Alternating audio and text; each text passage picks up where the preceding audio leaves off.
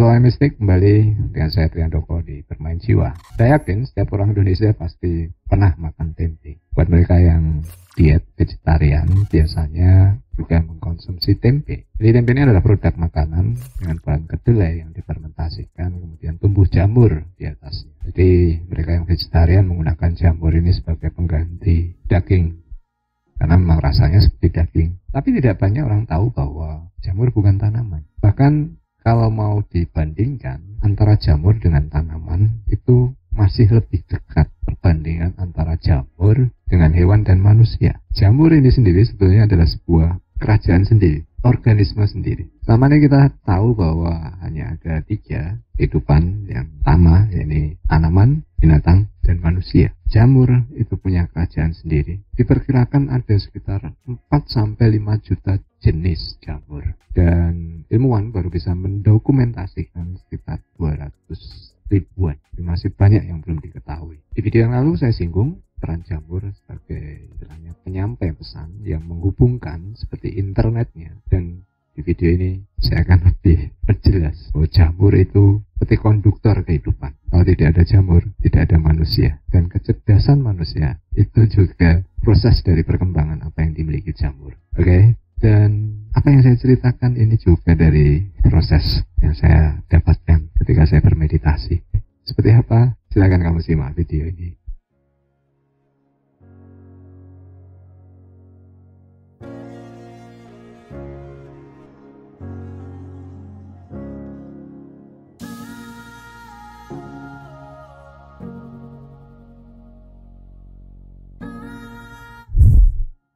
Oke, saya awali dari apa yang saya dapatkan saat bermeditasi. Ini kejadian sudah lama. Seingat saya waktu itu ketika saya mulai oleh pembimbing diarahkan untuk belajar sains, baik sains modern maupun sains kuno. Jadi pada satu waktu saya bermeditasi, saya masuk ke sebuah dimensi yang realitasnya sangat berbeda dengan kehidupan kita. Jadi saya masuk dimensi di mana jamur itu sebagai entitas yang tertinggi. Nah ini tentunya berbeda karena kemarin ada yang tulis di kolom komentar kalau kita di ajaran agama kan dikatakan bahwa manusia derajatnya paling tinggi. Ketika masuk ke dimensi itu berbeda karena jamur yang paling tinggi di sana. Kemudian pemandu saya mengajarkan bahwa dalam setiap realitas itu bentuk simulasinya bisa berbeda-beda. Hukum alamnya pun berbeda-beda. Demikian pula ini yang terjadi ketika saya kontak dengan saya alien. Pernah ketemu dengan ras mantis ya, seperti serangga, belalang sembah. Entitas yang tertinggi di situ katakanlah yang berperan banyak adalah dunia serangga. Jadi untuk batas-batas tertentu saya masih bisa menangkap. Terkadang saya masuk ke dimensi yang secara penginderaan lingkungannya itu berbeda dengan seperti ketika kita manusia melihat. Jadi warnanya sudah berbeda, dan bentuk-bentuk ruangannya juga berbeda. Nah itu yang paling sulit karena saya tidak bisa mengetahui apa ini sebenarnya. Nah biasanya pemandu itu mengarahkan saya. Kembali lagi, dari dulu saya tidak suka baca buku, jarang menonton film, dan saya malas untuk baca buku. Jadi ketika saya disuruh belajar sains, waktu itu saya bertanya, ketika saya sudah mulai memahami tentang kekosongan, kasunyatan, saya tanya pada pemandu, lalu apa selanjutnya? Oke?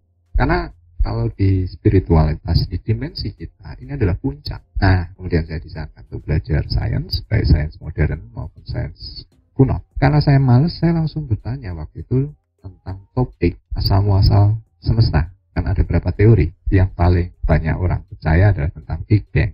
Oke, tapi itu pun sekarang mulai runtuh karena ada galaksi yang ternyata umurnya lebih tua dibanding Big Bang. Jadi seperti itulah perkembangan pengetahuan. Nah, waktu itu dijawab, ada kalau tidak salah 4 teori ya. Jawabannya adalah semuanya mungkin menjadi benar. Lalu saya tanya, kok bisa? Ya, karena realitas itu seperti mimpi. Jadi ketika kamu bertanya, mana yang duluan, ayam atau telur? Ya, keduanya paralel. Ada realitas di mana ayam yang duluan, ada realitas di mana telur duluan. Tergantung di frekuensi mana kesadaran itu berfungsi. Jadi ini yang saya katakan analogi kesadaran itu seperti layar handphone lah. Kita menentukan frekuensi demi frekuensinya. Nah sekarang ini mungkin lebih bisa dipahami ketika sains mempercayai bahwa semesta tidak tunggal. Atau konteks lebih pada istilah multiverse. Lalu berangkat dari momen itu, dan saya mencari tahu lebih banyak tentang jamur ini. Jadi ada catatan di masa kuno sekitar abad 2 sampai 9, beberapa catatan yang jelas menyebutkan itu dari tradisi Buddhisme Tibet. Ada buku yang berjudul Kisah 84 Siddha. Ini adalah kisah tentang Siddha itu ahli ya, kisah 84 ahli, dan di situ disebut tentang fungsi jamur sebagai jalan untuk terkoneksi atau mendapatkan pencerahan. Demikian pula banyak dari tokoh-tokoh yang dianggap berperan dalam Buddhisme itu juga menyebut secara tidak eksplisit ya, karena ini dirahasiakan. Nah, saya mendapat penjelasan dari pemandu bahwa ada masa peradaban di mana zat-zat yang dikatakan psychedelic atau seperti narkotika itu menjadi bagian dari ritual pada masa itu. Jadi biasanya mereka yang istilahnya kelas alkemi, kelas imam, itu yang boleh, dan ini digunakan dalam ritual-ritual banyak kalian bisa cari, selalu menggunakan ramuan-ramuan untuk mencapai trans atau kondisi setengah sadar. Ini adalah untuk mengakses pengetahuan, tapi ini tidak bisa dilakukan dalam dimensi kita sekarang karena kita dalam level kesadaran yang rendah. Jadi ada banyak ramuan tanaman termasuk jamur. Orang kita mengkonsumsi biasanya jamur kotoran sapi ya. Tapi tidak hanya manusia saja, tetapi tidak hanya di Indonesia, di Afrika pun mereka mengkonsumsi jamur yang muncul dari kotoran tahu danil, jerapah, gajah, karena ada sifat yang memabukkan. Oke. Tapi menarik juga bahwa tidak hanya dalam Buddhisme, dalam tradisi-tradisi yang kuno lebih pada ajaran-ajaran timur, seperti di Mesir, Dewa Tut itu menyebut juga fungsi jamur. Nah, menariknya nanti ketika kalian mulai menelusur tentang multiverse, beberapa tokoh dari setiap aliran agama, tokoh terkenal, pembawa ajaran, itu sebetulnya hanya satu skenario yang diputar ulang dengan tokoh yang berbeda. Maka ada kesamaan tentang karakter-karakter tersebut, jadi hanya ganti nama saja. Jadi seperti Thoth, ya kan? Dewa Thoth itu dikenal juga dalam tradisi Yunani itu sebagai Hermes. Nanti berhubungan kalau dalam Islam itu ada Nabi Idris, kemudian ada Odin, dan Yesus dengan Krishna itu sama ciri-cirinya. Jadi kita itu hanya mengalami sebuah game demi game dengan skenario-nya, intinya sih sama, tokohnya saja karakternya yang dibuat berbeda. Nanti mungkin saya cerita bahwa ada temuan secara fakta itu yang kadang susah dipercaya karena susah di logika. Jadi banyak bangunan-bangunan megalit itu bukan bangunan baru dan tidak diketahui kapan sebetulnya itu berdiri. Seperti contoh kasus Gunung Padang, itu dari lapisan yang paling bawah sampai yang paling atas itu sudah berbeda umurnya sampai ribuan tahun, dan itu tidak hanya Gunung Padang. Jadi realitas semacam itu kalau mau ditelusur secara linear akan saling bertabrakan. Saya mempercaya ini kenapa? Ya karena kasus gempa besar di Jepang itu saja bisa menggeser hanya dalam kurang berapa menit ya. Sumbu poros bumi itu bergeser. Padahal kalau poros bumi bergeser diceritakan dalam kitab-kitab agama tentang kiamat, itu peristiwanya hanya sehari, itu bisa membalikkan gunung jadi lautan dan lautan jadi gunung. Itu sebabnya pemandu saya mengatakan kamu harus melepas semuanya, karena ketika kita berkaca pada letak geografi yang sekarang, kita akan susah menelusur rangkaian cerita sebenarnya akan disimulasikan. Nah, kemudian kenapa kita ini sebenarnya berevolusi secara kecerdasan itu dari jamur? Jadi karakter kita dengan jamur itu sama. Kalau jamur terkena penyakit itu juga bisa menarik kita. Jadi ini yang saya katakan, ketika kita menemukan penisilin atau antibiotik itu kan juga yang diproduksi oleh jamur, dan itu bukan barang baru sebetulnya. Dan ada suku-suku di Amerika Selatan itu yang menggunakan antibiotik juga untuk penyembuhan. Tapi waktu itu mereka mengambil dari semut apa saya lupa, yang punya kebiasaan ketika dia habis mengkonsumsi daun, kemudian dia menanam jamur di situ. Dan jamur itu yang digunakan oleh si semut untuk menjaga kesehatannya. Dan ini dimanfaatkan oleh suku-suku kuno. Dan sekarang baru diketahui kalau di situ ada antibiotiknya, ada jamurnya. Jadi bagian yang paling menampilkan kecerdasan dari jamur ini adalah miselium. Miselium itu ketika kalian makan tempe, ya kan, setelah kedelai itu difermentasikan keluar serabut putih. Nah, itu miselium. Jadi inilah yang menjadi internet dalam tanah. Dan ternyata Karena siklus kehidupan paling lama jamur itu ketika dia dalam wujud miselium. Jadi ketika kita makan jamurnya itu yang dikatakan bunga atau buah jamurnya. Jadi miselium pada satu saat tumbuh keluar jamur itu yang kita konsumsi, dia hanya bertahan dalam jangka waktu pendek dan kemudian dia menjadi spora, tersebar, kemudian jadi tumbuhan jamur lagi. Miselium inilah yang paling ibaratnya memberikan peran banyak pada kehidupan. Satu unit miselium itu paling kecil seukuran lapangan bola. Jadi ini dikatakan organisme yang paling besar. 30% dari lapisan tanah ini dihuni oleh jamur. Dan fungsi jamur itu menjadi konduktornya. Karena pada satu saat dia bisa menjadi parasit, menginfeksi pohon, dan pohon jadi mati dan jamur kemudian membuatnya menjadi kompos. Mengurainya. Hasil penguraian paling banyak itu menjadi air.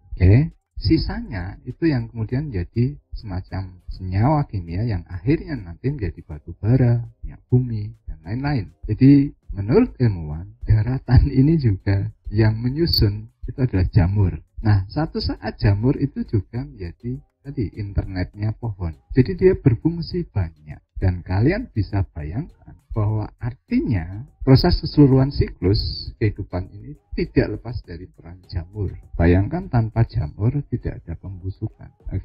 Nah, seperti tadi, jamur itu juga ada yang bisa dikonsumsi, ada yang beracun, ya kan? Kalau kita makan kita akan mati. Ada juga yang berguna untuk penyembuhan dan yang paling sering dikonsumsi orang itu yang memabukkan, yang dikenal sebagai jamur psilocybin, ya, mengandung zat seperti neurotransmitter, ya. Dia membuat semacam serotonin yang menjadikan kita cara proses neurologisnya itu berkembang atau membuat jalur yang lebih cepat. Nah, ini yang digunakan dalam ritual-ritual untuk terhubung dengan dimensi yang lebih tinggi. Jadi tidak hanya jamur, ya, ada banyak tradisi yang menggunakan seperti ganja, seperti ayahuasca, ada yang menggunakan coklat.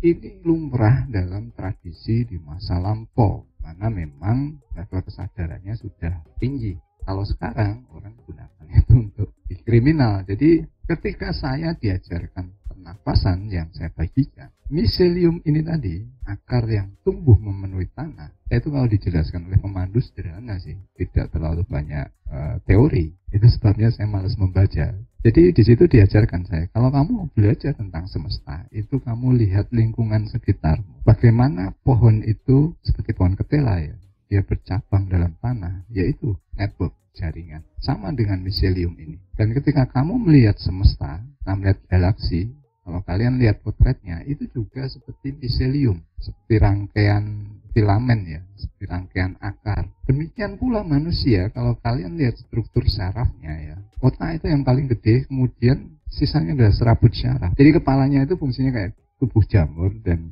akarnya itu adalah saraf-saraf yang ada di tulang belakang kita. Jadi ketika kita melihat ke semesta, keluar angkasa, kemudian kita melihat di dalam tanah dan kita melihat di dalam diri kita sendiri, itu semua adalah replika yang tidak berbeda dengan miselium itu tadi. Demikian pula struktur neuron, kalau kalian lihat, itu kan juga seperti rangkaian filamen, seperti miselium itu tadi. Kalau kita kembali pada temuan ilmuwan, asal-usul semesta itu yang kita yakini adalah Big Bang dan diperkirakan 13,8 miliar tahun yang lalu. Kemudian 4,5 miliar tahun yang lalu itu menurut perhitungan bumi itu ada. Kita Homo sapien ini fosil tertua itu baru 200 hingga 300 ribu tahun yang lalu. Bayangkan jarak dari mulai bumi terbentuk 4,5 miliar tahun, kemudian fosil Homo sapien itu 200 hingga 300 ribu. Ada bentangan jarak keterpisahan yang kita tidak tahu. Masa belum itu nggak ada isinya sama sekali. Nah, kemudian ilmuwan menemukan sebuah jejak dari fosil organisme sel tunggal itu paling tua 3,8 miliar tahun yang lalu. Kemudian ilmuwan menemukan fosil dari jamur itu terakhir sekitar 2,4 miliar tahun yang lalu. Ini yang multi sel, ya, Kalau tadi yang sel tunggal 3,8 miliar tahun, kalau yang multisel ini 2,4 miliar tahun. Jadi inilah yang kemudian dipercaya bahwa sebelum manusia itu ada, jamur telah ada. Dari dimensi yang saya masuki, itu juga penjelasannya bahwa manusia itu istilahnya rantai berikutnya setelah keberadaan jamur ini tadi. Diperkirakan ilmuwan sekitar 650 juta tahun yang lalu kita itu baru terpisah secara anatomi dengan jamur. Jadi jamur itu memproses makanannya di luar dirinya. Nah, yang membedakan dengan manusia itu kan kita memproses makanan itu dalam tubuh kita. Itu seperti tadi saya ceritakan bahwa cara struktur miseliumnya dengan tubuh buah jamurnya tadi sama dengan struktur otak kita. Dialog dengan pemandu, kenapa saya diminta belajar banyak terkait jamur dan tradisi-tradisi ritual kuno, bagaimana terhubung dengan dimensi yang lain. Karena dari sanalah kita bisa mentransfer pengetahuan, di mana realitasnya itu sangat berbeda dan hukum alamnya pun berbeda. Tapi ini adalah mekanisme menaikkan sebuah level kesadaran. Oke? Nah, kalian bisa cari di internet, saya banyak dapat gambaran ini dari seorang namanya Paul Stamets. Dia ahli mikologi, dia riset bertahun-tahun tentang jamur. Dia juga terinspirasi, kalau kalian tahu filsuf Terence McKenna yang banyak meneliti tentang zat-zat psychedelic, masuk dengan jamur itu digunakan untuk mengakses portal. Menurut Terence McKenna itu karena sebetulnya sama dengan yang saya peroleh sebelumnya ketika saya diajarkan pernafasan itu, bahwa apa yang diproduksi zat-zat psychedelic tadi sebagai neurotransmitter itu memicu jaringan baru dalam kerja syaraf otak kita yang memungkinkan untuk bergetar dalam frekuensi yang lebih tinggi. Oke, jadi dari situlah kita bisa mengakses dimensi yang berbeda. Hal yang sama ketika saya dapat olah nafas yang saya bagikan, bagaimana kita membuat jenuh tubuh kita dengan karbon dioksida, fungsi dari pembuluh darah kita melebar, dan saat kita sudah mengambil oksigen itu kemudian langsung dibanjiri otak kita dengan oksigen, dan saat itulah sel-sel kita itu menjadi lebih aktif otaknya. Jadi kita mengalami fenomena yang sama dengan ketika kita mabuk mengkonsumsi jamur. Ini yang dikenal dengan istilah hormon DNP ya, dimethyltryptamin. Jadi kita bisa mengalami trans juga seperti mabuk dengan hanya pengolahan nafas. Nah, ini banyak diajarkan di pranayama. Okay? Nah, jadi jamur ini ada banyak variasi dan punya kemampuan masing-masing. Ada jamur yang bisa mengeluarkan cahaya. Kemudian ada jamur yang dikenal sebagai jamur lendir. Jadi jamur lendir ini digunakan oleh ilmuwan Jepang untuk pemetaan jalur transportasi bawah tanah. Jamur ini dikenal dengan nama Physarum polycephalum. Jadi ilmuwan Jepang itu membuat simulasi, meletakkan biji gandum dan jamur ini, kemudian menyusun titik-titik mengikuti titik peta di mana transit ya, perhentian kota-kota yang akan dilalui oleh jalur kereta bawah tanah. Mereka memanfaatkan bagaimana kemampuan jamur lendir ini untuk menembus rintangan. Kemudian ini dipetakan dengan komputer dan kemudian dijadikan sebagai struktur transportasi bawah tanah, dan ini di Eropa juga mulai dikembangkan. Jadi bayangkan jamur itu cerdas sekali. Nah, pemandu saya mengatakan ke depan ini kan kita masa transisi. Kalau secara astrologi kita masuk zaman Aquarius. Zaman Aquarius itu zaman dengan pengetahuan tinggi. Kita akan mengalami lompatan teknologi dan akan ada perubahan level kesadaran manusia yang dimana menjadi lebih humanis, ya, lebih bisa bekerja sama, kembali pada era feminin. Ya. Kalau sekarang ini kita masih dalam era maskulin, ya, perang, kompetisi, besok akan berganti. Jamur ini adalah bagian dari teknologi masa depan. Seperti tadi ilmuwan Jepang membuat jamur itu untuk perancangan jalur transportasi bawah tanah. Sekarang sudah banyak yang bisa dibuat dari jamur. Jadi sudah ada pengembangan. Kita besok tidak lagi menggunakan plastik yang tidak bisa dihancurkan, tapi kita menggunakan plastik yang diproduksi dari jamur. Oke. Kemudian jamur ini juga bisa dibuat sebagai bata untuk konstruksi bangunan. Temuan berikutnya, sekarang sudah ada produk sepatu kulit menggunakan jamur. Jadi ada banyak hal yang bisa dioptimalkan dari jamur ini, termasuk, nah ini yang menarik, ketika saya berdialog dengan kalau kita kenal alien, itu kan mereka tidak pakai fashion seperti kita. Jadi ke depan mungkin kita juga menggunakan struktur kain tenunan dari jamur ini. Karena seperti tadi percobaan yang dilakukan oleh ilmuwan Jepang, jamur ini juga peka pada sinyal listrik dan pada cahaya dan reaksi kimia. Ini yang saya dapat dari ketika saya berinteraksi interdimensional. Mereka sudah tidak ada trend fashion seperti kita.